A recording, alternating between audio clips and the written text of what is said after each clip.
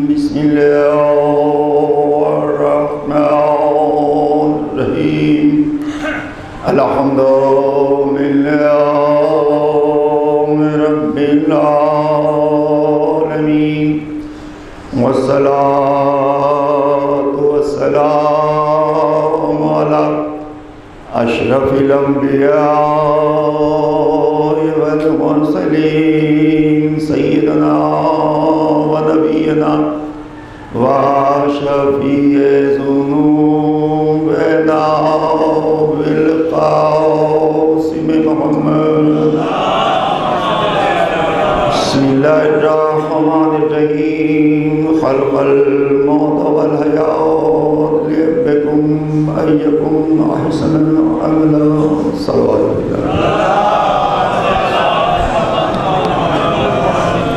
سورہ فاتحہ اور سورہ اخلاص کی تلاوت فرما. سلیمان خورشید ابن خورشید احمد کی گرو سال پر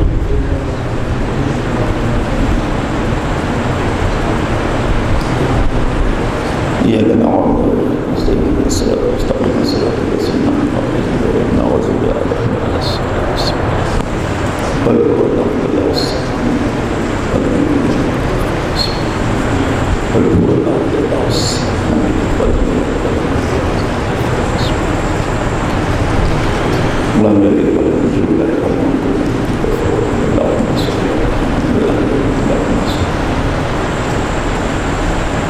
سلیمان خورشید محمد وعلی صلوات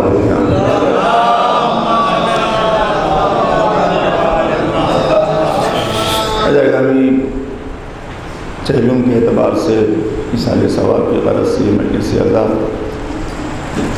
اس میں ہم اور آپ شرکت کر رہے ہیں،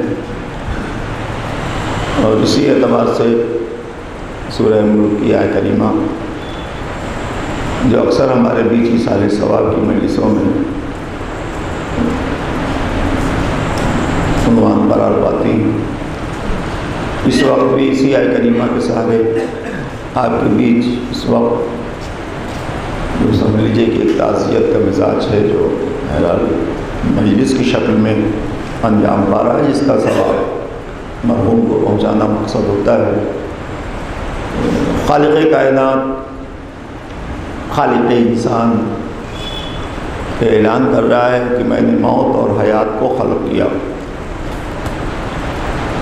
اور اس کے خلقت کا سبب فوراً بتا دیا کہ سبب خلقت موت اور حیات یہ ہے کہ ہم تمہیں حسن عمل کی بنیاد پہ آزما سکیں، لیبلوکم ایکم احسن عملا، ہم تمہیں آزما سکیں، آزمائش سکیں، اس لیے کہ آپ جانتے ہیں کہ موت، حیات اور اس حیات میں آزمائش، یہ چیزیں کبھی یہ نہیں ہو سکتا کہ آپ آزمائش نہ ہو، ہماری آزمائش بھی ہوگی، موت بھی آئے گی، اور دونوں کے لیے ایک ہی چیز ہے کہ نہ موت کا طے ہے کب اور کہاں آئے گی، نہ آزمائش طے ہے کہ کہاں اور کب لیا جائے گا۔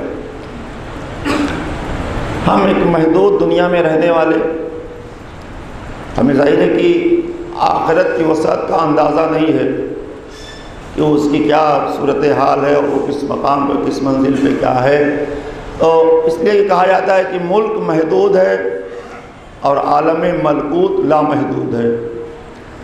ہم ایک محدود دنیا میں زندگی گزار رہے ہیں، اور اس ایسی دنیا میں کہ جہاں رنگینیاں بھی ہیں، سادگی بھی ہے، مچلی ہوئی طبیعت بھی ہے، خدا کی شریعت بھی ہے، بہکے ہوئے قدم بھی ہیں، ہدایت کا راستہ بھی ہے، جہاں مغضوب بھی ہیں، انعام بھی ہیں، صراط مستقیم ہے تو وہیں سارے مغضوب بھی لوگ ہیں، جہاں شرارت ہے تو وہیں شریعت بھی ہے، جہاں شرافت ہے وہاں تنزیدگی ہے، تو ایک عجیب و غریب گلدستہ ہے جہاں اچھے اور بروں کی آمیزش کے ساتھ ایک معاشرہ تیار ہوتا ہے، اور اس معاشرے میں ہم زندگی اور موت کے بیچ کے لمحات کو گزار رہے ہیں، اور اس گزرتے ہوئے لمحات میں ہمیں اللہ کہہ رہا ہم تمہاری آزمائش کریں گے۔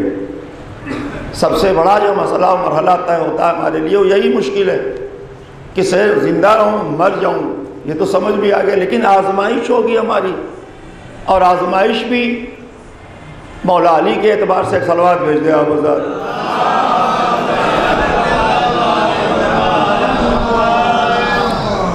بارگاہ میں آنے والے شخص نے کہا مولا بڑے عیش و آرام سے زندگی گزر گئی، اور اب تو زندگی کا آخری حصہ ہے، اب تو کچھ مسئلہ نہیں ہے۔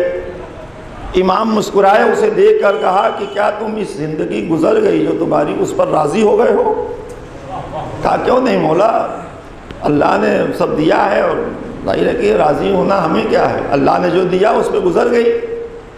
کہا لیکن تم جانتے ہو کہ اللہ نے کہا ہے کہ ہم ضرور سے ضرور، علماء کرام 3 بار اس کا ترجمہ کرتے ہیں کثرت پہ اسے شدت پیدا کرنے میں، کہ ضرور سے ضرور تمہاری ہم آزمائش کریں گے۔ مولا نے کہا، اللہ نے کہا میں اپنے بندوں کے آزمائش کروں گا، اس کا امتحان لوں گا۔ تو کہہ رہا ہے عیش و آرام سے گزر گیا سب، اس کا مطلب تجھے اللہ نے اپنا بندہ مانا ہی نہیں ابھی تک، ورنہ آزمائش کرتا وہ، اور جب آزمائش کرتا تو مصیبتوں سے گزرتے، جب مصیبتوں سے گزرے نہیں، عیش و آرام سے گزر گئے، اس کا مطلب اللہ نے نہ تمہاری آزمائش کی نہ تمہیں اپنا بندہ مانا۔ جیسے ہی یہ کہا ویسے وہ گھبرا گیا۔ امام سے کہہ رہا ہے مولا تو میں کیا کروں، اس میں ہماری کیا بس ہے؟ کہا تم یہ تو کر سکتے ہو کہ نمازوں کے بعد دعا کرو کہ یا اللہ چھوٹے سے چھوٹا امتحان لے کے مجھے تو اپنے بندوں میں شمار کر لے۔ اندازہ لگائیں، اس کا مطلب ہے کہ مصائب و آلام سے گزرنے والے لوگوں کو جب امتحان طے ہو جائے کہ آزمائش ہو رہی ہے، اس کا مطلب اللہ نے اپنے بندوں میں شمار کر لیا۔ ایک صلوات بھیج دے آپ حضرات۔ اس لیے کہ آپ کو بہت سارے ایسے واقعات ملتے، ذرا سا آپ کے سماعت کو تھوڑا سا مرکوز کرنے کی غرض سے میں کہہ دوں کہ بہت سارے واقعات آپ کو ملتے ہیں، اور کچھ تو ویسے واقعات ہیں جو زبان سے زبان تو چلتے ہیں، وہ کتابوں میں نقل نہیں رہتے۔ تو ظاہر ہے کہ لیکن اگر کسی چیز سے نصیحت ملے تو وہ چاہے سینہ بسینہ آیا ہو واقعہ یا کتابوں سے آیا ہو، اسے ہم بہرحال استعمال کیا جانا چاہیے اور اسے لوگوں تک پہنچانا چاہیے۔ مثلا آپ یہ سنتے ہیں کہ ایک شخص کو یہ معلوم ہوا کہ تم نے 20 سال نمازیں پڑھی ہیں اور اللہ نے تمہاری ایک رکعت نماز قبول نہیں کی۔ اگر ہمیں اور آپ کو معلوم ہو تو ہم کیا کریں گے؟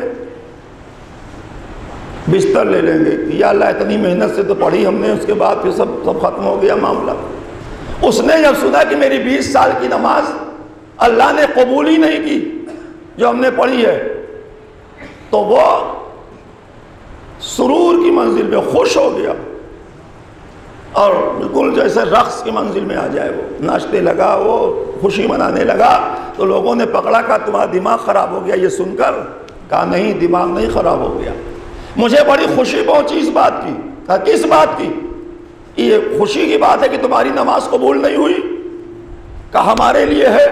کہا کیوں؟ کہا کم سے کم اگر یہ طے کر دیا اللہ نے کہ میری کوئی نماز اس نے قبول نہیں کی، تو اس کا مطلب 20 سال مجھے دیکھا تو اس نے۔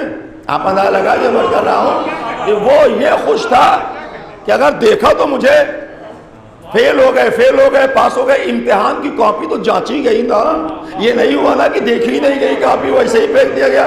تو ایسے بھی خدا والے ملے کہ جہاں انہیں یہ یقین ہو گیا کہ اللہ نے مجھے دیکھا تو صحیح 20 سال، کہاں دیکھنے کی فرصت، اللہ سب کو دیکھے، اس نے ہمیں دیکھا تب تو کہا کہ نہیں قبول یا قبول۔ تو ایسے حالات سے گزرنے والے لوگ جب ہمارے بیچ میں ہوتے ہیں تو الگ الگ تصورات ان کے ذہنوں کے ابھر کر آتے ہیں، جو یقین کی منزلوں میں بہرحال ہوتا ہے۔ توحید پرستی تو بہرحال دیکھی جائے گی کہ اس نے خدا پر یقین کیا، اور یہی اس کا جواب ہو سکتا ہے اس کی نماز کو پھر قبول کر لے، اس لیے کہ ایک لمحہ لگتا ہے قدرت کے ہاں اللہ کی بارگاہ میں، ایک لمحہ لگتا ہے ریجیکٹ ہونے میں اور پھر ایکسپٹ کرنے میں، قبول کر لے، زیادہ وقت نہیں لگتا۔ بہت سارے واقعات ایسے ہیں جو ایک لمحے میں کہا نہیں دعا قبول نہیں ہوگی، تمہارے بیچ گناہگار ہیں، جیسے کہا گناہگار ہیں، گناہگار نے توبہ کر لی دل ہی دل میں، پھر اللہ نے کہا نہیں اب ٹھیک ہو گیا معاملہ۔ موسیٰ کا واقعہ ہمارے بیچ میں برابر نقل کیا جاتا ہے کہ وہ قحط کے لیے، بارش کے لیے دعا کر رہے تھے قحط میں، تو کہا کہ موسیٰ تمہاری دعا قبول نہیں ہوگی۔ کیوں؟ کہا تمہارے پیچھے جو لوگ آمین کہنے والے ہیں اس میں گناہگار ہے، جب تک اس کا گناہ نہیں دور ہوگا تب تک نہیں ہوگی۔ اور جناب موسیٰ پریشان ہو گئے کہ بھائی کون گناہگار ہے؟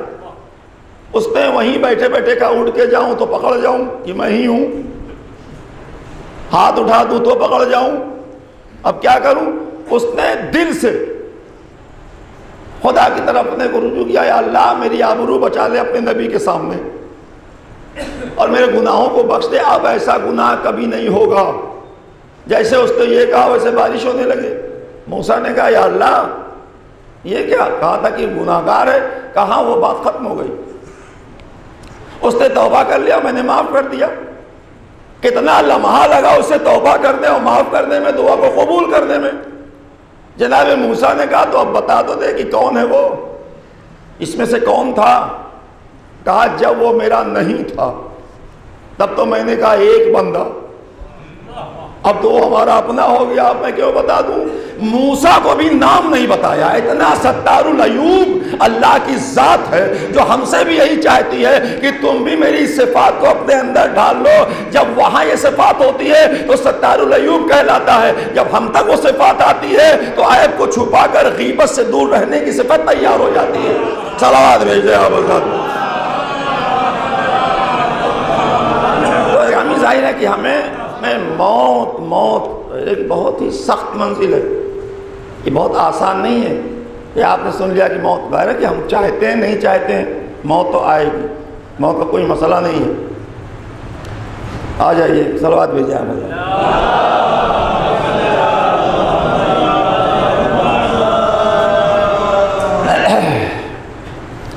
تو میں آپ کہا تھا کہ موت اللہ نے خلق کیا موت اور حیات کو، اب کم سے کم ہمیں یہ طے کرنا ہے کہ ہم زندگی گزار رہے ہیں تو کیسی گزر رہی ہے، اس لیے کہ زندگی ہی کا نتیجہ موت ہے۔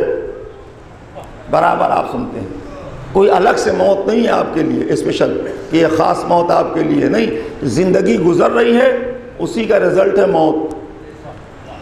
اگر اچھی گزری ہے تو اچھی ہوگی، بری گزری ہے تو بری ہوگی، وہ تو آپ کے اوپر ہے، ہمارے اوپر ہے۔ موت طے کر دیا ہے اللہ نے، کیسی ہوگی آپ کو طے کرنا ہے کہ موت کی صورتحال کیا ہو ہمارے نزدیک، یہ تو آپ طے کریں گے اپنے حسن عمل سے یا اپنے جو بھی فرائض کی ادائیگی سے، جو بھی آپ کے اوپر فرائض کی ادائیگی ہے، جیسے بھی مرحلے ہیں ہمارے بیچ میں۔ اس لیے کہ آج کے زمانے میں یہ جاننا اب مشکل نہیں ہے کہ ہمیں کیا کرنا چاہیے اور کیا نہیں کرنا چاہیے۔ علم میں اضافہ ہوا لوگوں کے، سوشل میڈیا کے بیچ آ گئی، بہت ساری تقاریر، مجالس اور بہت سارے واقعات گزرتے رہتے ہیں۔ تب اتنی زیادہ مجلسیں نہیں ہوتی تھی 25-30 سال پہلے، اب مجلسوں میں ایک سے ایک حوالات اور واقعات آپ کو ملتے ہیں۔ تو کم سے کم یہ تو سب کو معلوم ہے کہ ہمیں کیسے جینا چاہیے۔ اگر امام کے واقعات آپ کے بیچ میں پیش کیے جاتے ہیں تو اس کے واقعے کا نتیجہ کیا ہوتا ہے؟ یہی نا کہ برائیوں کو چھوڑ دو، اچھے بن جاؤ۔ جتنے بھی واقعے ہوں، کیسے بھی واقعے ہوں جو آپ نے سنے ہیں، نہیں سنے ہیں، نیا ہو، آپ کے ذہن سے پرانا ہو، جتنے نبی کے اور معصوم کے امام کے واقعات ہیں وہ سارے واقعات اسی بات پر لجا پہنچا دیتے ہیں آپ کو کہ اچھے بن کے جیو۔ برے لوگوں کے لیے یہ نتیجہ ہوگا اور اچھے لوگوں کے لیے یہ نتیجہ ہوگا۔ جو اچھی زندگی گزارے گا وہ اس طرح سے پائے گا انعام الہی، اور جو برا ہوگا اسے غضب ہوگا، ایک تو جنت ملے گی، کسی کو جہنم ملے گی۔ یہ ساری چیزیں جب آپ قرآن کا مطالعہ کریں گے تو وہاں بھی یہی ہے، بس دو ہی لفظ آپ کو آئے گا نتیجے میں نکل کر کہ اچھے ہو برے ہو۔ دو ہی گروہ کا تذکرہ قرآن کرتا ہے بار بار، اچھے لوگوں کا اور کچھ برے لوگوں کا، خدائی کا دعویٰ کرنے والے اور اس پہ اپنے خود ساختہ نبی بننے والے، خود ساختہ اپنے آپ کو رہبر کہنے والے، اور ادھر وہ اللہ کے بھیجے ہوئے نمائندے اور ان کے واقعات اور ان کے حالات۔ تو یہ جو آپ سنتے رہتے ہیں اس کا بس ایک ہی نتیجہ ہے کہ آپ اچھے بن کے زندگی گزاریں۔ اللہ نے آپ کو زندگی دی ہے، اس زندگی کی قدر کریے، جس کے لیے میں نے کسی مجلس میں عرض کیا تھا کہ حضرت علی بن ابی طالب علیہ السلام نے عرض کیا کہ اگر تم گناہوں سے بچنا چاہتے ہو تو اپنی عزت کرنا سیکھ لو۔ اب ظاہر ہے کہ یہ ایسا جواب ہے کیوں کہہ رہا مولا گناہ ہو جاتے ہیں اور سب کچھ میں مانتا ہوں، آپ کو آپ کی ولایت کا اقرار کرتا ہوں، آپ کو مولا مانتا ہوں، آپ کو امام مانتا ہوں، سب مانتا ہوں، اس کے بعد بھی گناہ ہو جاتا ہے تو امام کو کہنا چاہیے نا کہ تم مجھے پہچان نہیں پائے، میری صحیح معرفت تمہیں نہیں ہے، کوشش کرو۔ نہیں، امام نے الٹ دیا، اپنے کو پہچانانے کے بجائے کہا تم اپنے کو پہچان لو۔ اپنی عزت کرنا سیکھ لو، اسی دن تم سے گناہ چھوٹ جائے گا۔ اس لیے کہ آپ جانتے ہیں کہ معاشرے میں رہنے والے لوگ جو چلتے پھرتے ہیں وہ ذرا سا اگر سنجیدہ ہو گئے اپنے معاملات میں تو وہ عام جگہوں پر نہیں جاتے جہاں ذرا ہنگامہ ہو رہا ہو، کہیں برائی ہو رہی ہو، غیبت ہو رہی ہو، کیوں بھئی آپ چلیے نہیں، وہاں مناسب نہیں، وہاں اچھے برے لوگ سب ہیں، وہ ایسی سی باتیں کر رہے ہوں گے، تو آپ ذرا ریزرو ہو گئے نا۔ یہ کوئی عالم ہے اور اس عالم کو آپ وہ پورے ڈریس میں ہو وہ اپنے، اور کہیں جا رہا ہو، اسے روک کر سڑک پہ آپ چوراہے پہ چاٹ کی دکان پہ کہا ذرا کھا لیجئے تب چلا جائے، تو قریب نہیں جائے گا چاٹ کی دکان پہ، بھی حرام تو ہے نہیں، شرعاً حلال ہے، مسلم بیچ رہا ہے، مومن کے ہاتھ کا بنا ہوا ہے، اور آپ کھا لیجئے، کہا نہیں، مناسب نہیں ہے۔ کیوں؟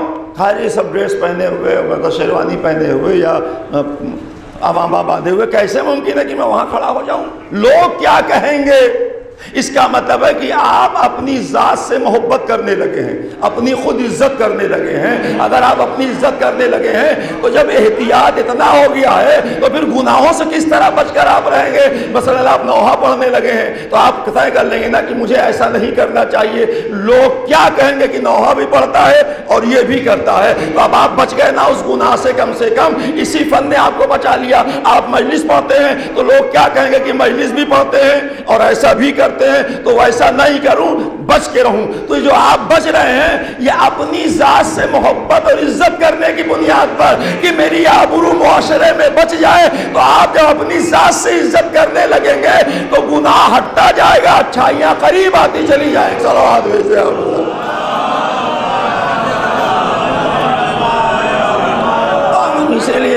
اسی لیے امام کے اقوال میں آپ جو سنتے ہیں جملہ کہ امام نے کہا کہ اپنی تنہائی کو پاکیزہ بنا لو، یہ تو باہر کی پاکیزگی ہوئی جو دکھانے میں کہ کوئی کچھ کہے نہ، تو معاشرے میں کوئی کچھ نہ کہے یہ طے کر لو، اور تنہائی میں خدا کچھ نہ کہے یہ طے کر لو کہ میری اپنی تنہائی کو پاکیزہ بنا لو، اس لیے کہ جو کچھ خرابی ہے تنہائی میں ہوتی ہے۔ امام نے کہا اسی تنہائی کو پاکیزہ بنا لو اور اپنی عزت کرنا سیکھ لو، گناہ خود بخود چلا جائے گا، رخصت ہو جائے گا، تم گناہ سے قریب نہیں جا سکتے ہو۔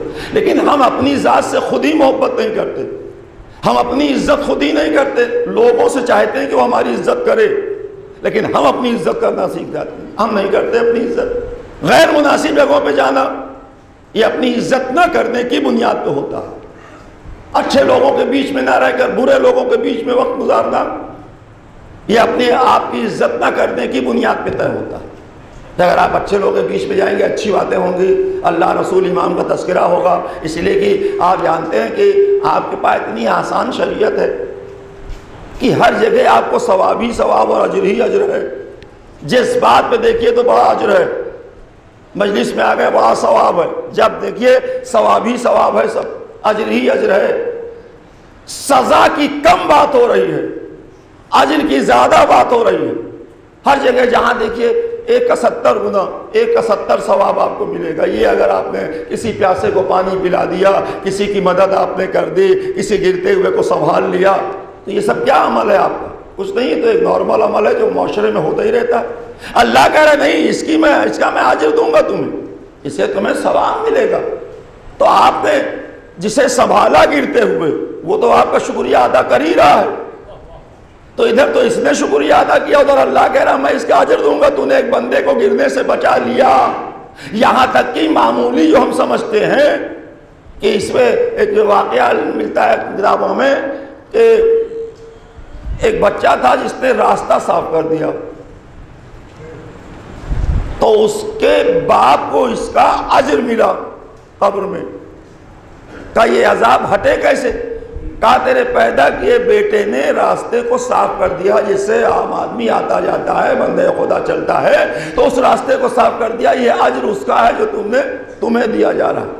تو میں یہ تو نہیں جانتا کہ یہ بھی لکھا ہو، لیکن کم سے کم ہمیں اتنا سمجھنا چاہیے کہ اگر صاف کرنے پہ اجر ہے تو گندا کرنے پہ عذاب بھی ہونا چاہیے۔ اگر اس کا الٹا جملہ دیکھا جائے تو ہمیں وہ بھی سمجھنا چاہیے نا کہ ہم عوام کے لیے اگر گندگی پھیلا رہے ہیں تو پھر ہمیں کہیں نہ کہیں گناہ بھی ہوتا ہوگا، اگر صفائی پہ اجر ہے تو اس پہ گناہ بھی۔ تو یہ وہ زندگی ہے ہماری جس کے لیے قرآن نے کہا کہ عمل صالح، اچھے عمل کی طرف آؤ، اچھا عمل انجام دو جس سے تمہاری زندگی بھی لائق احترام ہو جائے اور مرنے کے بعد فرشتے تمہارا استقبال کرتے ہوئے دیکھ۔ صلوات بھیج دے آپ۔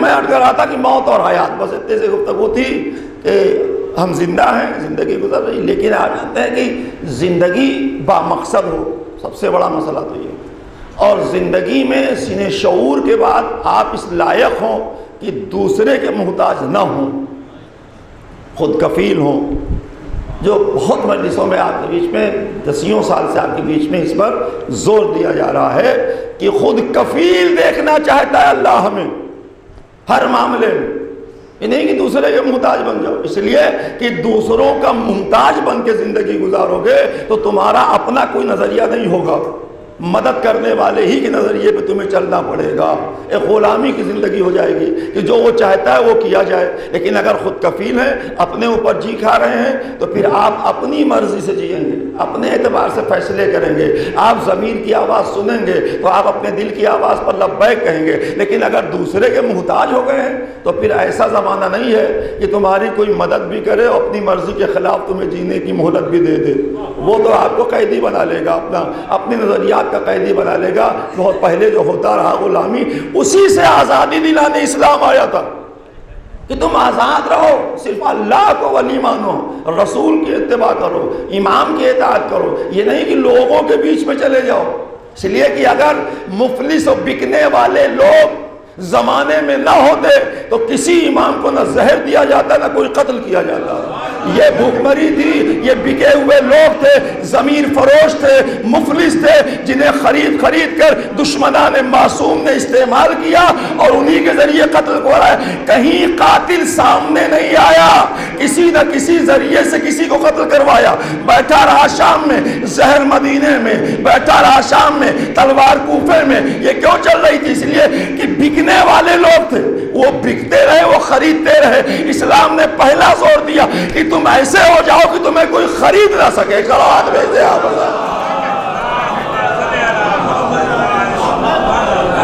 اپنے آپ کو اس منزل میں لا کے رکھیں۔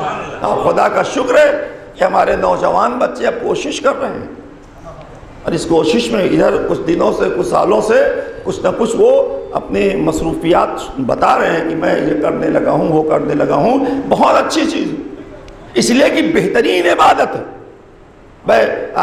نبی اپنے اصحاب کے بیچ میں بیٹھے ہوئے اور اپنے کام سے لوٹا ہوا مزدور مٹیوں میں ڈوبا ہوا، پسینے میں ڈوبا ہوا، اسے دیکھ کر رسول دوڑے اور دوڑ کر اس کے ہاتھ کا بوسہ لیا، اس سے بات کہا جاؤ۔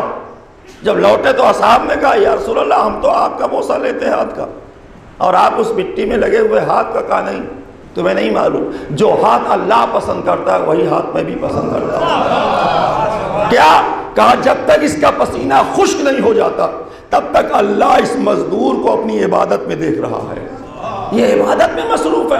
کیوں؟ اس لیے کہ اپنے بچوں کی کفالت کے لیے پسینے میں ڈوبا ہوا ہے، مزدوری کر کے آ رہا ہے۔ تو جو سب سے اہم ہے ہمارے بیچ میں وہ نوجوان جو خود کفیل ہے، غیرے کی مرحوم کتنے دنوں سے سروس میں آ گئے، بہت جلدی آ گئے اور ہو گئے تھے اس میں، اور غیرے کی اس عمر میں جتنے کچھ لڑکے ہیں جو نہیں کچھ کر پاتے بیچارے، لیکن اس عمر میں اس طرح سے اپنے کو آپ کو لانا کرنا اور خود کفیل ہو جانا اور ماں باپ کی خدمت کرنا یا جو بھی پورا جو ایک طریقہ ہے، نظام ہے ہمارے وہاں کا، اس میں مصروفیت تو ظاہر ہے کہ ایسے بچوں کے کھو جانے کے بعد بڑی اذیت ہوتی ہے، بہت اذیت ہوتی ہے۔ عام لوگوں کو جو گھر کے لوگ ہیں ان کو ان کا کوئی مسئلہ نہیں، وہ تو ہوگا ہی، لیکن عام لوگوں کو بھی اذیت ہوتی ہے۔ اس لیے کہ ہمارے وہاں کتنے لوگ بچے ہی ہیں اس لائق کہ جو سروس میں ہوں، نوکریوں میں ہوں، اس میں ہوں، اگر اس میں سے کوئی کم ہو جائے تو اور اذیت کا باعث ہو جائے۔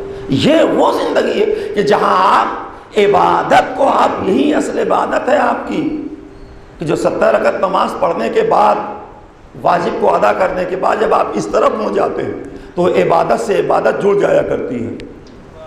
ادھر ایک واجب آپ نے ادا کیا، ظہرین کی نماز پڑھی، پھر دوسرے واجب میں لگ گئے کہ بچوں کی کفالت کے لیے جا کے کچھ انتظام کریں، مزدوری کریں، کام کریں اور لا کے بچوں کے کھانے پینے کا انتظام کریں۔ یہی آپ کی حسین زندگی ہے، وہ عیش و آرام والی زندگی جہاں بالکل بے حسی ہو وہ مسئلہ نہیں ہے. یہاں تو اللہ کہہ رہا ہے کہ میں رازق ہوں، لیکن وہ روٹی کھلاتا نہیں، اسباب مہیا کرتا. وہ مسبب الاسباب ہے. وہ آپ کو باپ بناتا ہے، بیٹا سامنے ہوتا ہے، آپ پالتے ہیں بیٹے کو. اللہ کہتا تو میرے ایک بندے کو پال رہا ہے جس کا ذمہ دار میں خود تھا، لیکن تو نے اسے پالا. آپ کے دلوں میں محبت رکھی، شفقت رکھی، ماں کے اندر ممتا ڈال دی کہ اسی ممتا اور شفقت کے بیچ میں میرا بندہ پل جائے. آپ کے دل میں اتنی محبت ڈالی اللہ نے بچوں سے کہ اس کا ایک لمحہ بھی اس کی اذیت کو آپ برداشت نہیں کر پاتے. میرا بیٹا بھوکا ہے، میں کھانے کا انتظام کر رہا ہوں، اس کے پاس لباس نہیں ہے، لباس لا رہا ہوں. یہ ٹوٹ کر جو محبت اللہ نے ڈالی آپ کے دلوں میں کہ اس کا بندہ پلتا رہے اور اس کی ذمہ داری پوری ہوتی رہے. اسی لیے والدین کی جو قیمت بیان کی گئی، بتائی گئی، وہ اسی سلسلے میں کہ کام اللہ کا کر رہے ہیں ماں باپ. پالنا اسے تھا، پال رہے ہیں یہ. روٹی اسے کھلانی تھی، منہ میں دہن میں ڈال رہے رزق یہ. تو یہ جو نظام پورا قدرت کا ہے، اسی نظام کے دائرے میں رہنے کے بعد اللہ ہمیں اجر دیتا ہے. اور جب اجر دیتا ہے تو دنیا میں بھی آپ عزت دار ہو جاتے ہیں اور آخرت بھی آپ کی بلند ہو جایا کرتی ہے. صلوات بھیجتے ہیں آپ. ترجمہ ظاہر ہے کہ مر جانا، آپ جانتے ہیں کہ موت، میں نے کہا کب آئے گی کہاں آئے گی کوئی پتہ نہیں، کسی کو نہیں معلوم، کوئی تصور نہیں کر سکتا. جہاں جہاں لوگوں کی موت ہوئی ہے عام طور سے کوئی سوچ نہیں سکتا تھا کہ وہاں انہیں موت آ جائے گی، لیکن ہے یہ جو معین جگہ ہے وہیں موت آئے گی. جب معین ہے تب آئے گی. تو موت تو آنی ہے، موت کے آنے میں کوئی مسئلہ نہیں ہے. موت کے آنے سے پہلے ہم کیا کر رہے ہیں اور کیسے ہیں، یہ سب سے بڑا مسئلہ کھڑا ہوتا ہے. اور اسی مرحلے کو حل کرنے کو آپ ہدایت سمجھتے ہیں معصومین کی، یا قرآن کی ہدایت اور تمام تعلیمات دینی جو آپ کے بیچ میں ہے وہ اسی بنیاد پر ہے کہ ایک سنجیدہ زندگی کے مالک بن کر زندگی گزاریے. کہیں سے کوئی ایسے ہنگامے نہ ہوں آپ سے جو دوسرے کی اذیت کا باعث بن جائیں. اگر آپ کسی کو آپ کو اذیت نہیں ہوئی تو بس آپ کی کامیاب زندگی. خدا پر یقین کریے، معصومین کا عقیدہ رکھیے، واجبات کو ادا کریے، اور اس کے بعد اپنی ذمہ داریوں کو ایک شریفانہ مزاج میں ڈھال کر پیش کریے. دیکھیے یہاں آپ کی کیوں عزت لوگ کرتے ہیں، آپ اپنے وہاں دیکھ لیجئے، اپنے معاشرے میں دیکھ لیجئے، اپنے لوگوں کے بیچ میں. ایک صلوات بھیج دیں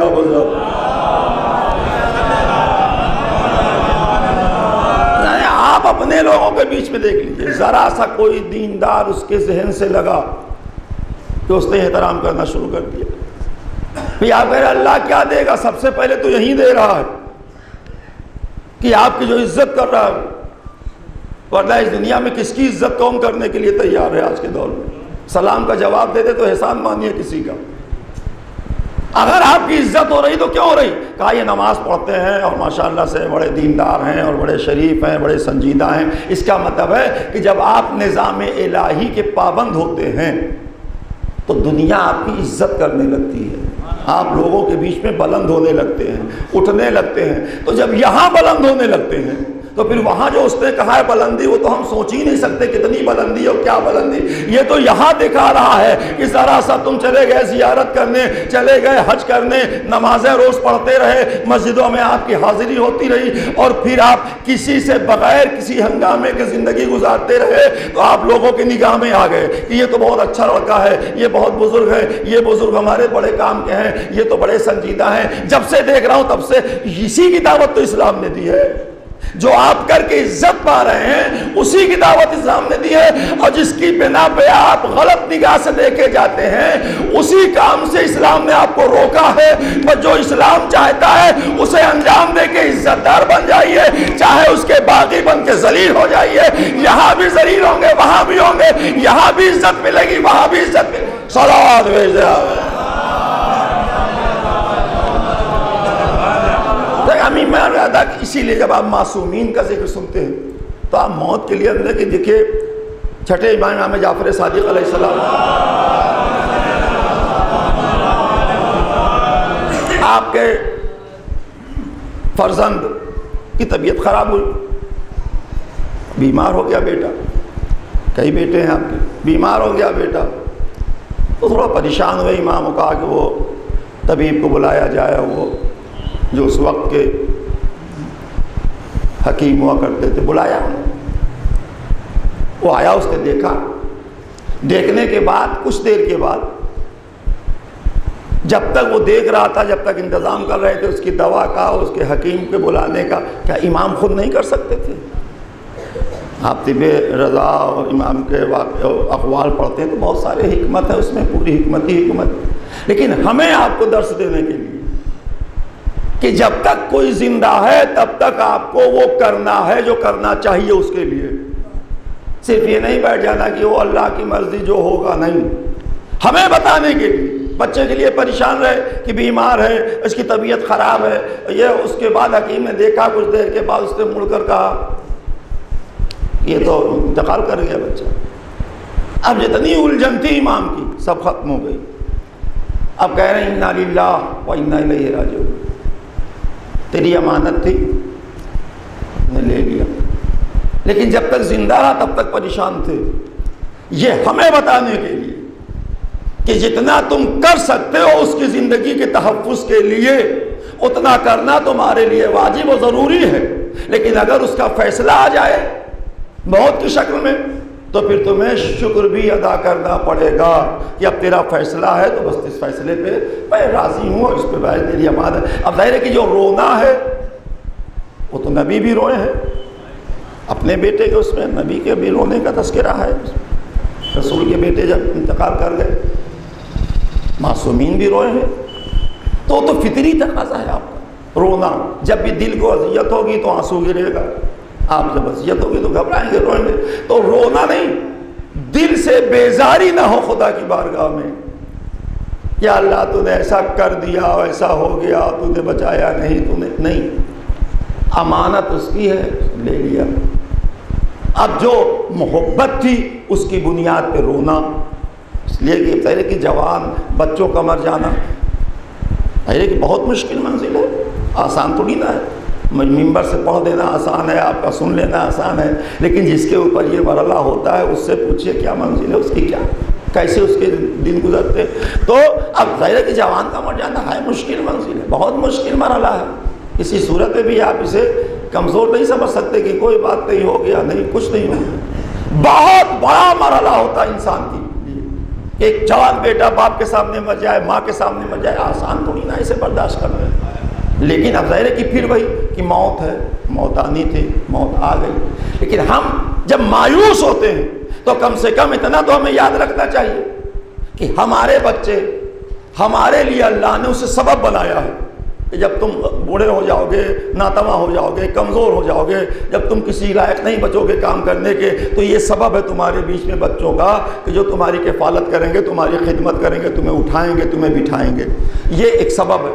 اور وہ سبب جب ٹوٹ جائے موت کی شکل میں کہ ایک تھا اب وہ نہیں رہا، تو میں بہت برابر عرض کیا کرتا ہوں ایسے لوگوں کے لیے اتنا ذہن میں رکھنا چاہیے کہ اسباب ٹوٹا ہے، مسبب الاسباب نہیں ٹوٹا ہے، وہ باقی ہے، مسبب الاسباب ہے، سبب ٹوٹا ہے، وہ ایک نہیں 10 سبب بنا سکتا ہے، اس کے یہاں کیا کمی ہے، کس بات کی کمی ہے کہ وہ اگر ایک نہیں تو دوسرا، تیسرا، تو وہ اپنے طور پہ اس پہ، تو یہ یقین کی منزلوں میں جانے کے بعد ایسے حالات پیدا ہوتے ہیں کہ جب ہم یہ سوچ لیں کہ ٹھیک ہے ایک بیٹا تھا نہیں رہا، اب اللہ مسبب الاسباب ہے، وہ سبب بنائے گا، اور اسی آپ کے وطن میں ایسے اسباب آئے سامنے کہ جب ایسا واقعہ ہوا تو لگا کہ سب کھو گیا، لیکن کچھ ہی دنوں کے بعد ایسا سنور گیا کہ لگتا ہی نہیں کہ کوئی کھو گیا ہے، تو یہ تو اس کی ذات ہے، وہ علی کل شیء، ہر شے پہ قادر ہے، وہ ہمارے دلوں کے راز کو جانتا ہے، وہ کبھی بچوں کو اپنے آپ بندوں کو مصیبت میں نہیں ڈالتا، اتنے ہی مصائب ڈالتا ہے جتنا اس کا ظرف برداشت کر سکے۔ صلوات بھیجے آپ اللہ۔ تو یعنی میں آگا تھا کہ موت ہماری، ہم اس موت کے لیے اگر تیار ہیں، اس کی تیاری کا نام زندگی ہے، ہم اپنی زندگی کو کس طرح سنواریں، کس طرح رکھیں، کس طرح اس کے قریب جائیں، اور کس طرح سے ہم اپنے احتیاط سے گزاریں زندگی کو۔ بہت زیادہ پیچیدہ بھی نہیں ہے کہ آپ اتنا زیادہ، اس لیے کہ جو آپ کی فطرت ہے وہی اللہ کی قدرت ہے، وہی اللہ کا قانون ہے جو آپ کی فطرت ہے۔ یہ برابر آپ سنتے ہیں کہ آپ کبھی نہیں برداشت کر سکتے کہ کوئی بھوکا انسان تڑپ رہا ہو، کسی بھی مذہب کا ہو، وہ فوراً کرے گا، کوشش کی جائے وہ کھانا لا کے اسے کھلا دے، دیکھو تڑپ رہا ہے بھوکا۔ اگر کوئی پیاسا تڑپ رہا ہے تو جہاں سے بھی ممکن ہوگا آپ پانی لا کے پلا دیں گے۔ تو یہ آپ سے کس نے بتایا؟ آپ کی فطرت ہے، یہ آپ کی نفسیات میں ہے کہ ایسا آپ کریں، اور یہی اسلام بھی چاہتا ہے آپ سے، اللہ بھی یہی چاہتا ہے کہ کسی کو تڑپتا ہوا چھوڑ نہ دو۔ تو جو آپ کی فطرت چاہتی ہے وہی اللہ کا قانون بھی چاہتا ہے، اس لیے کہ خالق وہی ہے جس نے اس قانون کو بھیجا ہے آپ کے بیچ میں، اسی نے آپ کو خلق کیا، وہ آپ کی فطرت کو اسی نے سجایا ہے، تو وہ جانتا ہے کس صورت میں کیسے ہنگامے ہوں گے، کیسی صورتحال ہوگی۔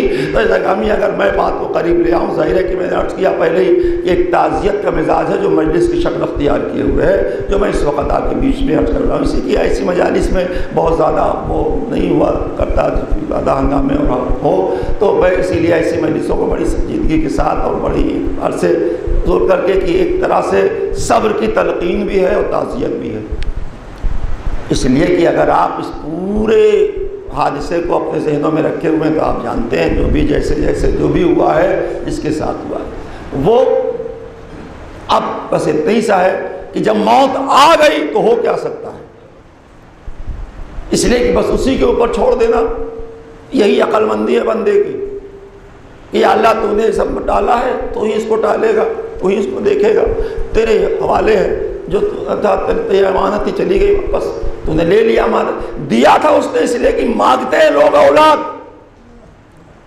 یا اللہ کا اولاد دے دے، تو اگر آپ نے مانگا تو کسی سے مانگا تو کسی نے دیا آپ کو، یہ آپ کا طریقہ ہی بتا رہا ہے کہ آپ کی اولاد نہیں ہوتی تو آپ کہتے ہیں دعا کر دیجئے کہ کوئی اولاد ہو جائے، کس سے دعا کرنے کا؟ اللہ سے، اس کا مطلب آپ مانگتے ہیں اللہ سے، اور جب مل جائے اولاد تو اس کا مطلب اللہ نے دیا، تو اگر اللہ نے دے دیا تو دینے والا بھی وہی ہے، اگر موت کی شکل میں واپس لے لیا تو پھر لینے والا بھی وہی ہو جائے گا، جس نے دیا تھا اسی نے لے لیا ہے۔ اب یہ کوئی مسئلہ ہے، اب اگر گھر میں ایک پرندہ آپ اگر پال رکھیں، اس کے اڑ جانے سے آپ کو اذیت ہوتی ہے، نہ کہ اپنا خون، اپنی اولاد، اپنی آغوش۔ اگر کوئی 40 سال تک باپ بیٹا ایک ساتھ رہا تو 40 سال کی یادیں باپ اور ماں کے دل و دماغ میں گھر کیے رہتی ہیں کہ جب چھوٹا سا تھا تو میں یہاں لے جاتا تھا، وہاں جا کے تعلیم دلاتا تھا، وہاں اسکول میں پہنچاتا تھا، اور یہ کرتا وہ کرتا، ساری چیزیں اس کے ذہن میں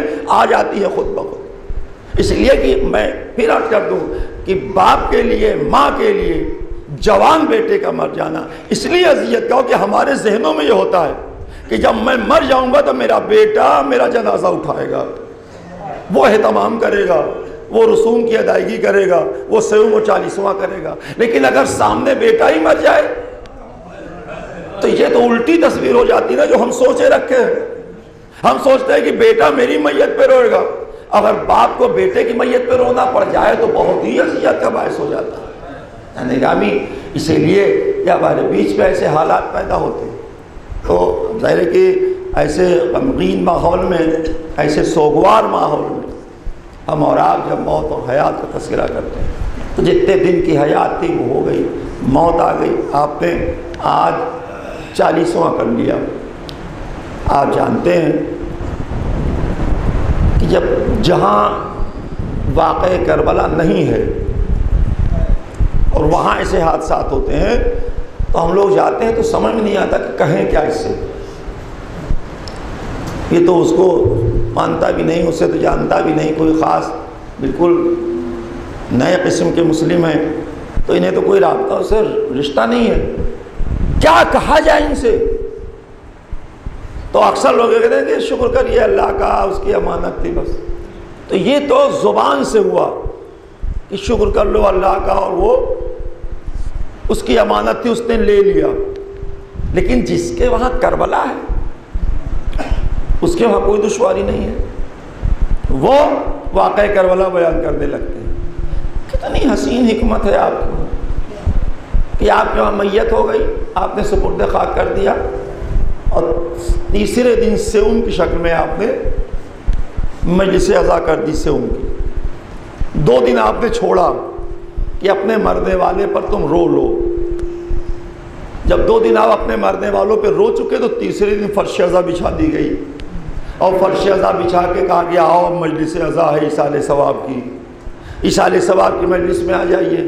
تو اب آپ نے کربلا والوں کا ذکر شروع کر دیا، بتایا کیا کہ ابھی جو تمہارے گھر میں میت ہوئی تھی اس پہ رو چکے، اب اس پر رو جس پہ 1400 سال سے رونے والے تھک نہیں پائے آج تک۔ تو اب یہ ایک مرہم ہو گیا آپ کے لیے، ایک تسلی، ایک صبر کی تلقین کا ذریعہ بن جاتا ہے واقعی کربلا۔ بہت اہم ہے ہمارے لیے، جو ہم ہمیشہ سنا کرتے ہیں۔ اس لیے میں عرض کر رہا ہوں آپ کے بیچ میں کہ ایک میت ہو گئی، جوان بیٹا مر گیا۔ مجھے ابھی وہ جملہ یاد ہے خاتون کا کہ وہ جوان بیٹا مر گیا، لوگ باہر بیٹھے ہوئے تھے، ماں تڑپ رہی تھی، عورتیں اسے تسلی دے رہی تھی۔ اس میں ایک خاتون آئی، اس نے پکڑ کے ماں سے کہا کہ سنیے، اگر آپ کا بیٹا کہیں بند ہوتا تو ہم سب عورتیں اپنے زیور بیچ کر اسے چھڑا لاتی، لیکن بیٹا مر گیا ہے آپ کا، آپ کیوں اتنا زیادہ پریشان؟ ہم کیا کر سکتے ہیں؟ ہم کچھ نہیں کر سکتے سوائے صبر کے۔ اس کا مطلب یہ ہے کہ آپ جب موت کے قریب چلے جاتے تو ایک ایسا فل گرام ہو جاتا ہے، اسٹاپ ہو جاتا ہے ہمارے لیے، ڈیڈ لائن کھنچ جاتی ہے کہ اب سوائے اس کے ایصال ثواب کے لیے، اس کی مغفرت کی دعا کرنے کے لیے اور واقعہ کربلا سے اپنے آپ کو تسلی دینے کے لیے۔ لیکن ہم محسوس بھی کرتے ہیں اور ہمیں معلوم بھی ہے کہ جس طرح یہ حادثہ ہوا اور جتنی اذیت کا باعث ہے عزیز و اقربا کے لیے اور پورے وطن کے لیے، یہ نہیں کہ کوئی ایک آدمی دو آدمی، جیسے جس کے روابط ہیں ویسے اس کے اثرات اس پر مرتب ہوتے ہیں مرحوم کو یاد کر کے۔ اس لیے کیا کہتے ہیں کہ آج اگر منبر سے یاد کیا جائے تو کیا یاد کیا جائے گا؟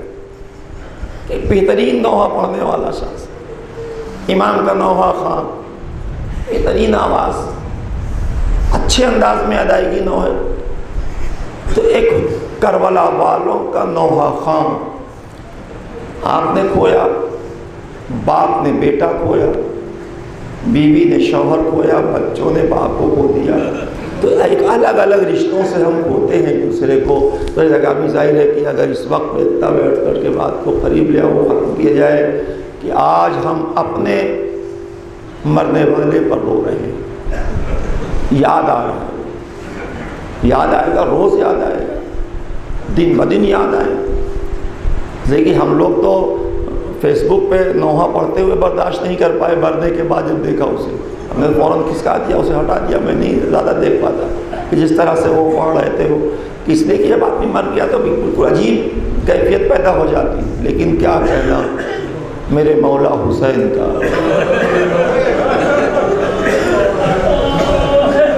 کتنا غم ہو، کتنی مصیبتیں آ جائیں، کتنے مصائب ٹوٹ پڑے ہم پر، لیکن جب وہ مظلوم دکھائی دیتا ہے کربلا، غریب زہرا پہ نظر پڑتی ہے جب آپ تاریخ میں کربلا میں، نہ ایسا باپ ملے گا، نہ ایسے بیٹے مرنے والے ملے گا جس نے سرزمین کربلا پہ کھڑے ہو کر مدینے سے چلتے چلتے کربلا تک کہتے رہے انا للہ و انا الیہ راجعون۔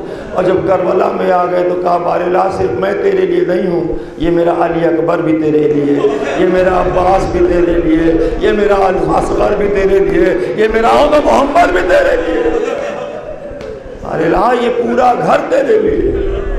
ہم تو صرف اپنے لیے کہتے ہیں نا کہ ہم تیرے لیے ہیں اور تیری طرف پلٹ کے آنے والے ہیں، انا للہ۔ امام حسین نے کہا نہیں، ہم تیرے لیے ہیں، یہ پورا گھر تیرے لیے۔ ہائے اس مظلوم امام کا تذکرہ ہم کس انداز سے، ظاہر ہے کہ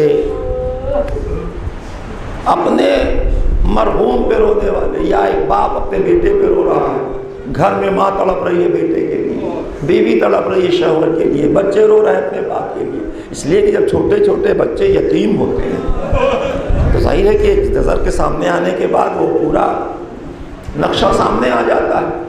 لیکن کربلا سب سے اہم ہے، آپ سمجھتے ہیں، بس میں دو جملے عرض کر دوں کہ آپ مساوی ہو گئے اور اس کا ثواب مرحوم کو پہنچاتے ہوئے یہ کر دوں کہ آپ بیٹھے ہوئے ہیں بارگاہ باب الحوائج میں۔ کربلا میں دو حسین ترین تصویر، جن دونوں کو الگ الگ نام سے آپ نے پکارا، ثانی حیدر ہم شبیہ پیغمبر، ایک رسول کی تصویر بنا ہوا علی اکبر ہے اور سامنے بھائی کی شکل میں عباس ثانی حیدر کی شکل میں. اور پھر حسین کی کائنات کس طرح لٹی کربلا میں، اس طرح لٹ گئی. کیا ہو گیا، اللہ گزر گیا. صبح عاشور سے لے کے عصر عاشور تک کے بیچ میں ایک ایک لمحہ. میں تو دیکھوں کہ علی اکبر مرثیہ پڑھ گیا، ابھی علی اکبر کے سلسلے سے چند بند پڑے گئے تو میں بھی اسی سلسلے میں ذرا ساٹھ کر دوں کہ حضرت علی اکبر کتنی سخت منزل تھی امام حسین کے لیے قربانی. جب معصوم امام کے لیے مشکل منزل ہو جائے جوان بیٹے کا مرنا تو ہمارے اور آپ کے لیے تو مشکل ہو ہی جاتا ہے، لیکن وہی کربلا پھر آگے بڑھ جاتی ہے. تو اسی امام سے اگر آپ سوال کر لیں، مولا مجھے بیٹے کا غم مارے جا رہا ہے، کہاں تجھے غم ہوگا، غم ہونا چاہیے، لیکن ذرا میرے علی اکبر کو دیکھ لو. اگر کوئی بہن تڑپ رہی ہو اپنے بھائی کے لیے تو سہرا آواز دے گی مدینے سے، میں تو دیکھ بھی نہیں پائی، بیٹھی رہ گئی مدینے میں، میرا بھائی وعدہ کر کے گیا ہوں گا، نہیں آیا. مولا آپ کو علی اکبر کا داغ ملا؟ کہاں، تم نے تو اپنے جوان کو سپرد خاک کیا نا، غسل و کفن دے دیا، میت لے آئے، عالم غربت ہی میں موت ہوئی، وطن سے دور موت ہوئی، لیکن اہتمام کے ساتھ لے آئے نا، لے جا کے دفن کر لیا نا. مجھ جیسے باپ کو دیکھو کربلا میں کہ میرا بیٹا پڑا رہا، میں رگڑتا رہا ایڑیا، اور میں بڑی مشکل سے مرنے کے بعد اس طرح میں لا کے اکیلا لایا ہوں. آپ کے بیچ عزیز و اقربا آ گئے، تسلی دی، گلے ملے، روئے، تعزیت پیش کی، بیٹھے گھر میں، لوگوں نے دانا کھانا کھلایا، پانی پلایا. ذرا صبر کر لیجئے، الگ الگ طریقے سے لوگوں نے تعزیت دی، لیکن ہائے میرا مولا، ادھر جوان بیٹا دم توڑ گیا، میت کیسے لے جائیں، کیا کریں. کتنی مشکل سے علی اکبر کی میت اٹھائی ہے امام حسین علیہ السلام نے، کمر میں ہاتھ ڈال کر جو آپ کھینچتے ہوئے میت لائے ہیں. اسی لیے بچوں سے کہا، اے بنی ہاشم کے بچوں آؤ، مجھ سے میرے جوان کا لاشا نہیں اٹھتا. بچوں نے پیر کو سنبھالا،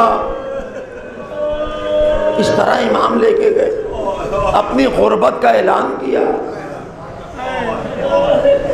بار الہ حسین غریب ہو گیا، یہ جوان بیٹا میرا مارا گیا، اتنی لاشیں پڑی ہوئی. تو میں ظاہر ہے کہ ایک ماں ہے جو خیمے میں ہے، باپ ہے جو میدان کربلا میں، پالنے والی پھوپھی زینب خیمے میں بیٹھی منتظر، انتظار کر رہی کہ آئے گا. آئی میت. اب جب جوان کے تذکرہ آپ کے بیچ میں تو میں نے کر دیا کہ یہ، لیکن جہاں ہم شبیہ پیغمبر ہیں وہیں ثانی حیدر بھی ہے. کربلا کی سرزمین پر لبابہ خاتون زوجہ حضرت عباس بیوہ ہو گئی، بیٹا مدینے میں، ماں مدینے میں عباس کی. کربلا میں حضرت عباس ان کے 3 بھائی قتل ہو گئے، شہید ہو گئے، مارے گئے. اب آپ بتائیے کہ ماں بھی نہیں تھی، مدینے میں ماں، لیکن یہ قربانی اور شہادت کا جذبہ طریقہ آپ نے دیکھا. تو اسی لیے آپ سنتے ہیں کہ یہ تو جو بھی آپ شہادتوں میں سنتے ہیں کہ اتنی مہلت نہ ملی ان لوگوں کو کہ اپنے جوان کا ماتم کر سکے. ایک ماں بیٹھ کر، ادھر مارا گیا بیٹا، ادھر خیمے جلنے لگے، بیویوں کی چادریں چھننے لگیں، وہ بھی علی اکبر کی ماں لیلا کی چادر چھن گئی، زینب کی چادریں چھن گئیں. ان بیویوں کو اپنے لال پہ رونے کی مہلت تک نہ مل پائی، اور اگر سکینہ جیسی بچی باپ پہ رونے بھی گئی تو تماچے مارے گئے، اسے شروع گئے، اسے تماچے مارے.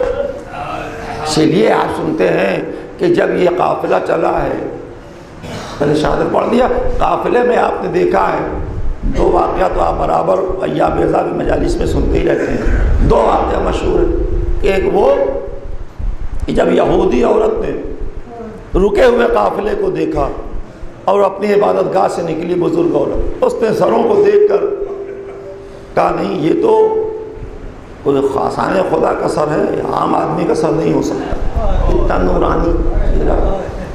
آئی قریب، بیویاں بیٹھی ہوئی ہیں، آئی قریب.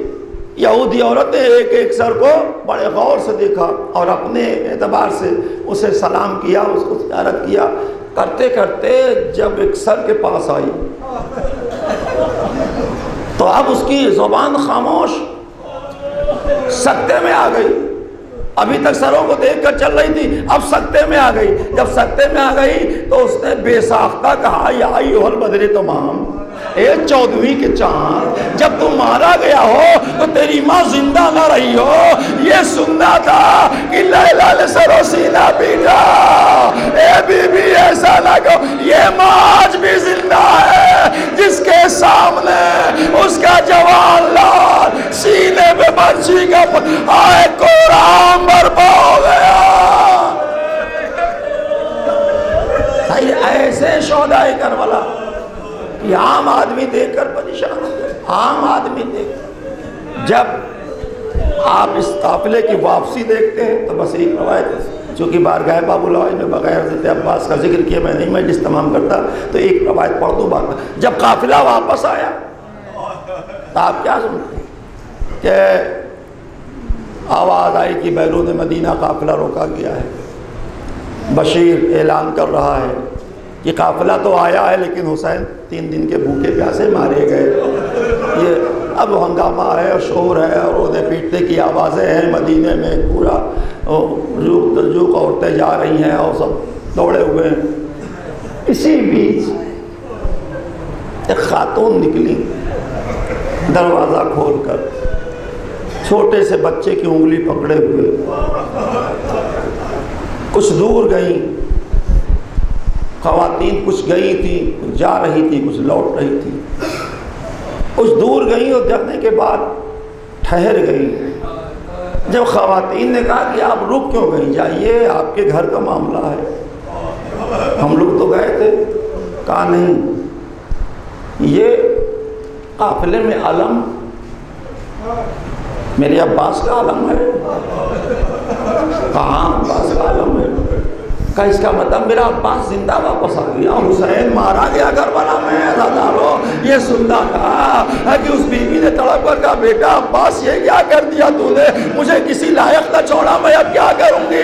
یہ کہنا تھا کہ بیویوں نے کہا خدا کے واسطے ایسا نہ کہیے، پہلے عباس کے بازو کٹے ہیں بعد میں حسین مارے گئے. مجھے سننا تھا کہ بچے کو گلے سے لگایا، اے بیٹا تو یتیم ہو گیا. یہ عباس کا بیٹا فضل تھا جسے گلے لگا کر روتی ہوئی گئی، اے بیٹا تیرا بابا مارا گیا، تو یتیم ہو گیا، چل تیری ماں ہی ہوگی، اپنی ماں کی آغوش میں.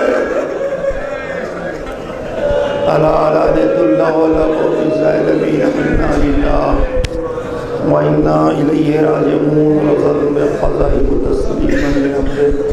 حضرات ایک بار پھر سورہ فاتحہ سورہ اخلاص کی تلاوت فرما کر مرحوم سلیمان خورشید ابن خورشید احمد کی روح کو رسالت